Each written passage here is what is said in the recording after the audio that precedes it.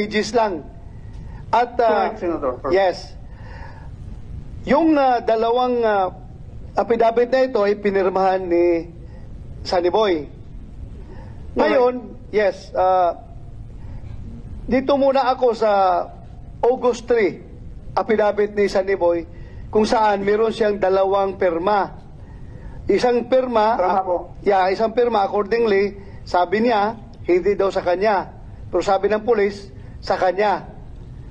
Pero pagdating doon sa piskal, pagdating sa'yo, pinapirma mo ulit si Jimboy kasi si Sunny Boy kasi sabi mo daw, according to the police, ayaw niya ng yung mga duplicate, gusto mo pagpirma lang talaga siya doon.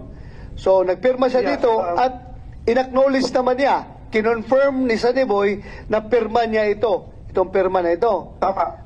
Ngayon, meron siyang allegation na yung binigay daw niya yung kanyang sinumpaang salaysay sa investigador ng Nabutas Police Station, mahaba daw yon, mahaba, marami siyang sinasabi.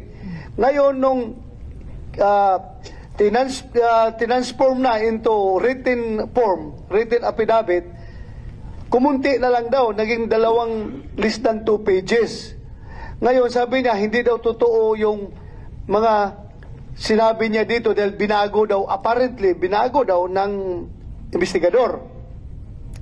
Since nagpirma siya, ikaw man ang administering officer, ikaw man ang subscribing officer, it says here, subscribe and sworn to before me this 3rd day of August 2023 at Nabutas City, and I further certify that I personally examined herein affiant, and he voluntarily executed and understood the foregoing sworn statement.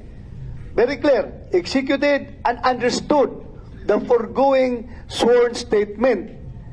Before Tama po. nagpirma si granting na si Jimbo ay kulang sa kaalaman dahil minor de edad. At talagang protocol niyo sa piskal yan, natatanungin kung naintindihan ba niya yung kanyang pipirmahang salaysay. Tama po. Ginawa mo ba ito? Tinanong mo ba siya na nag-agree ka ba dito sa nakasulat dito sa affidavit na ito na pipirmahan mo? Naintindihan ba niya ito? Yes.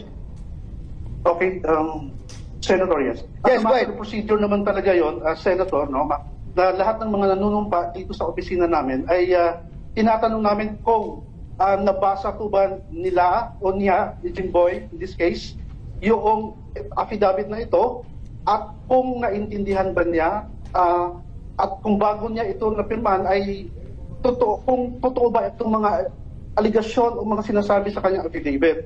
So sa mga katanungan